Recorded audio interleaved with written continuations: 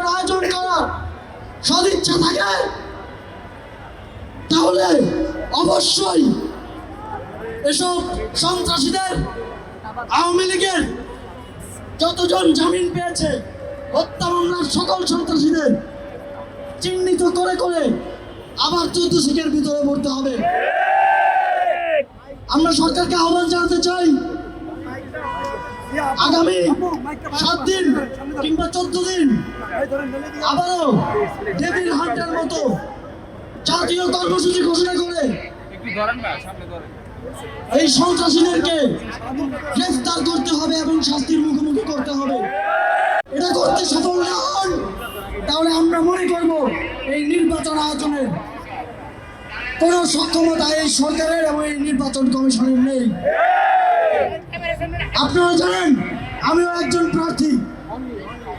যে target killing এর ষড়যন্ত্র হয়েছে, এই টার্গেট কিলিং এর শিকার বাংলাদেশের প্রায় হাজার হাজার সংসদ সদস্য প্রার্থী হতে পারে। 14 ডিসেম্বরের মতো এদেশের নেতৃত্বকে হত্যা করে বাংলাদেশকে নেতৃত্ব শূন্য করার ঘৃণ্য ষড়যন্ত্রে লিপ্ত হয়েছে পরাজিত আওয়ামী লীগ এবং খুনি হাসিনার বাহিনী। সিভিল সোসাইটির নামে, পত্রিকার নামে, মিডিয়ার নামে আওয়ামী লীগের উচ্ছিষ্ট ভোগীরা এখনো রয়ে গেছে। তাদের থেকে সাহস পেয়ে বারবার আওয়ামী লীগ ফিরে আসার চেষ্টা করে। আমরা বলতে চাই, যতদিন একজন জুলাই যোদ্ধার, একজন 24-এর সৈনিকের 1 ফোঁটা রক্ত পর্যন্ত বাকি থাকবে, ততদিন পর্যন্ত বাংলাদেশে আওয়ামী লীগ কোনো রূপে ফিরতে পারবে না।